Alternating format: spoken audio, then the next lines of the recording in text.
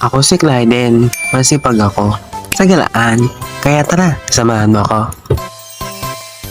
At ngayon ay pupunta tayo ng Divisoria para bumili ng uniform at mga school supplies. At sa totoo niyan, hindi pa ako enroll. Dahil big boy na tayo, meron tayong listahan. So, andito na nga kami sa Divisoria and nauna kami sa DV Mall and nag-canvas lang kami ng mga school supplies para makamura. And naghanap na din kami ng bag ni John Ryan kasi papasok na siya this school year. So ayan, super daming mabibili dito sa Divisoria and parang gusto ko din bumili na marami pero wala tayong budget. So kumain muna kami dito sa kainan.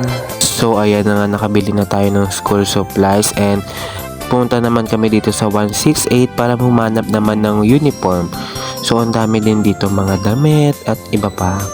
So dito kami nakahanap ng slacks sa may bilihan ng barong and 500 each, dalawa yung binili ko na.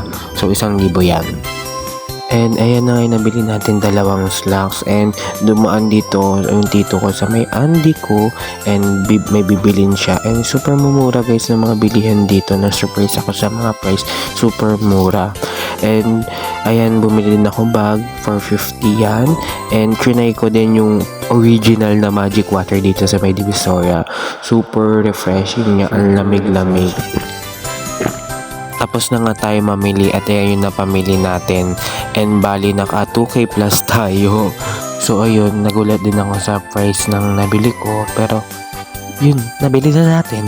And ayan, papunta kami MOA and dumaan kami dito sa napakagandang bridge.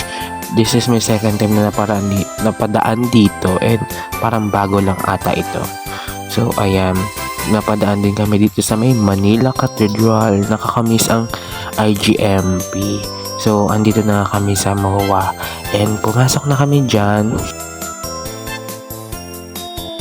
At syempre namasyal lang, nag-ikot-ikot lang at nagtingin-tingin kung saan-saan.